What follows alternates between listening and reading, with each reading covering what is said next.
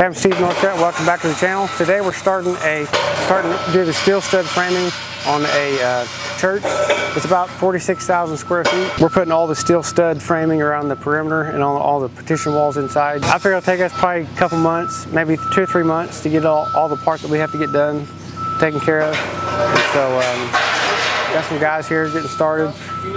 They want us to do the exterior walls first, and then we'll jump to the inside once we get that done. So we'll let you know how it goes. Get further down the line, you might want to move it further down.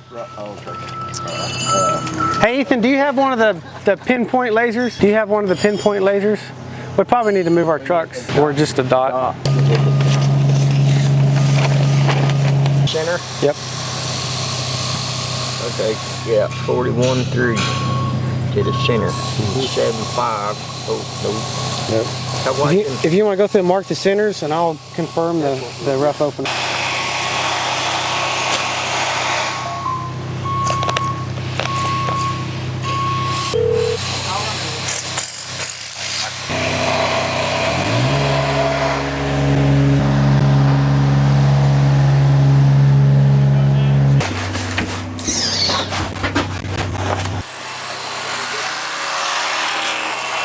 Mark the centers? Yeah, go ahead and mark all the centers.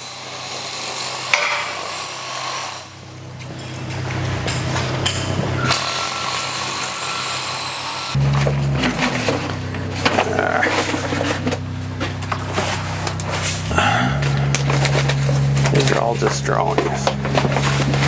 He said it should be the same as the ones they've already got framed out. 2'8" by 10 foot, 2'8" by 8 foot. 5. Gonna make it 75. Yeah, the one. Okay. First window. Yeah, 75.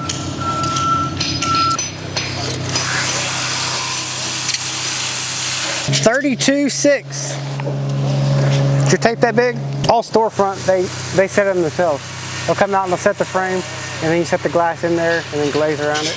See where the bathroom plumbing is and kind of lay out this bathroom and make sure that that door doesn't interfere with anything. Door down here. You want me to start for yeah. the first step? Just measure to the bottom of that metal right there, and then take a ½ inch off, and then cut your studs that length. Okay. We're gonna screw the track on first. Okay. But you'll probably have to put a stud in there to keep it from flopping around. Alright, so the first two are windows. So this is a window. Is that a metal blade you got on that? Yeah, it's just wobbling though. I think it's probably not seated in the... Yeah.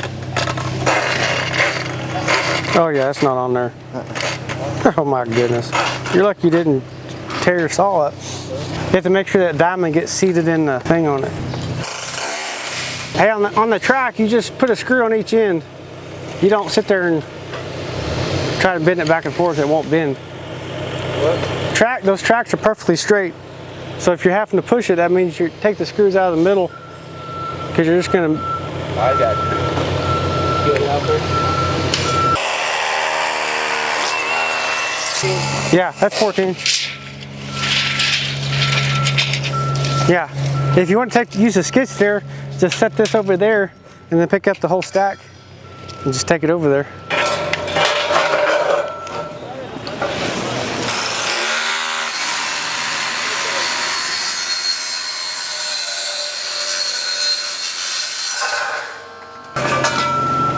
Go ahead and cut the tracks to those measurements, but don't frame the door itself. I want to double check the measurements on that door. Hey, it's 10'1". It's 10'1", so you want to like just put a full one and just put one? Just split the difference. It should be enough to get a screw in it. I can stick this one in, right? Yeah. Yeah, I can do that. You can do all the other ones. So just do our 16s and leave it like 8 inches back or whatever? Yeah. Just leave them. Wherever the next layout is. And I would go through and put all the studs in, and then go back through and put your headers in later. Is it going to be easier if we get them up there and then we stick 2 studs, or we just can go all the way down? I don't think I understood what you meant by blocks. Like, you're just going to take a piece of track Just gonna take a piece of track and cut it off. Whatever that dimension is, say it's 12 inches. Inside? No, you're gonna be screwing to the bottom of that beam, up top. Okay. So you need to cut it off, and then you'll need to bend the flange down, or cut it off. Either way is fine. How can you? You're gonna screw where that band is at.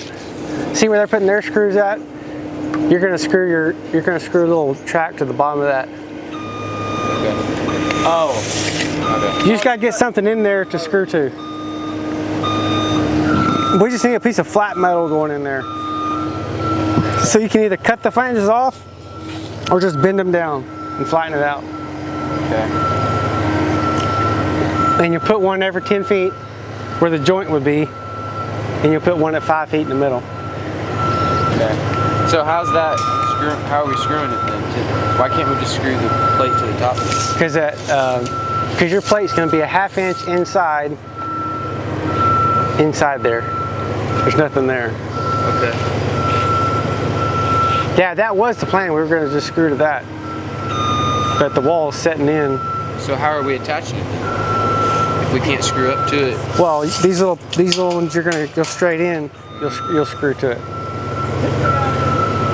But wouldn't it still go into the beam? Yeah, you're going to screw into the beam. Oh, it just gives it more meat? What? No. They have a beam. They have like a C-purlin up there. Yeah. And then they got the other I-beam is right here. Our wall is going to be coming in right here.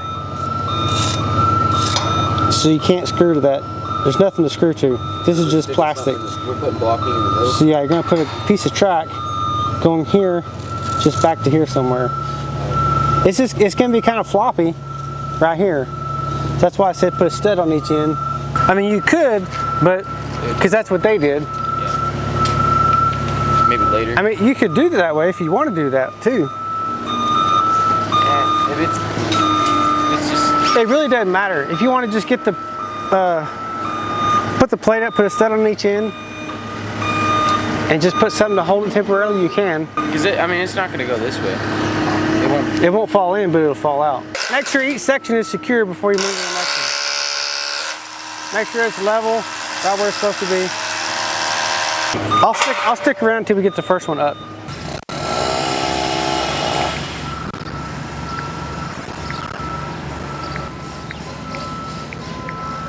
Okay, so the guys are getting metal studs up, and what we're using these brackets right here. We're screwing this bracket to the beam up top, putting 3 screws in here, and then we're going to screw to the studs right here, and that keeps the wall from going. That's what holds the wall from going in and out. And so what we did is we took the laser, and we came in. The builder wanted a 3/4 inch reveal in the concrete, so we came in 3/4 on each end. Took the laser, and it was probably about 150 foot long wall. So I just took the laser and I just put a mark every so often.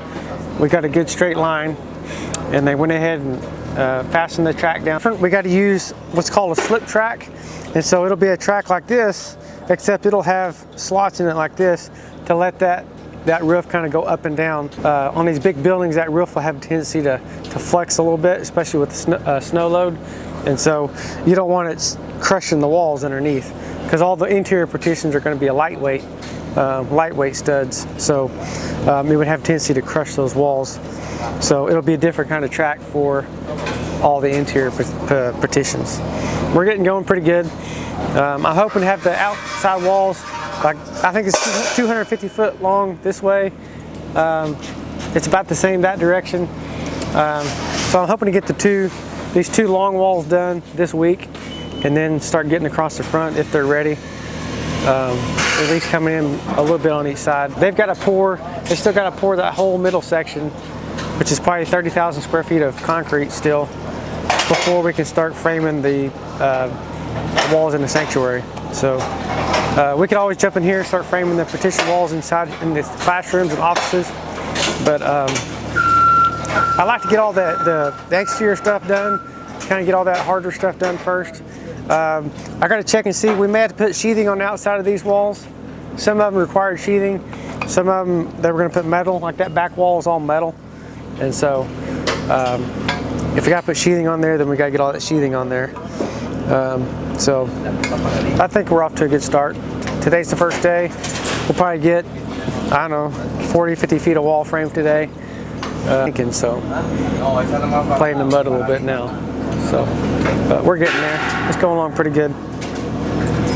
Is he wanting the doors that go out this way, or just the folding doors?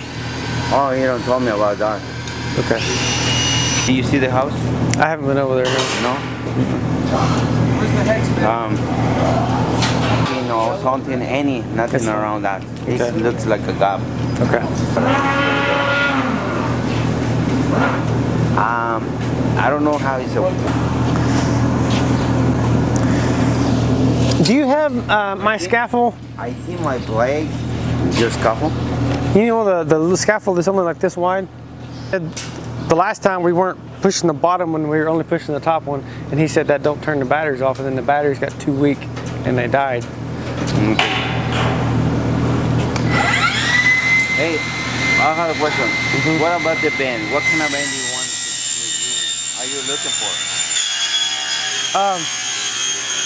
Something like what you had last time. Can you get one high roof? High roof, because I was thinking make a box on the bottom and gate. This is the beginning of day 3. I got this whole wall done here, and they're about a third of the way down that other side. This is, I think it's roughly 200 feet. We're gonna jump either up on top and do some of the upper stuff. We got that big tall section in the back we got to do, but we're kind of, they got to order some more material. We're kind of getting caught up on material. We've been here for 2 weeks now, and so they've got most of the outside walls done. They still got to do all the front, but we're still waiting on the steel guys to get their part finished up. So now we're working on the interior walls. It's going really good. Ethan's running this job. He's doing a really good job. And so we'll take you through and show you some of the stuff that we're doing on the interior walls, how we're doing those. So on the interior walls, on these light gauge walls especially, we're putting these stiffeners in here. And so we slide these in and then just rotate them down, and they will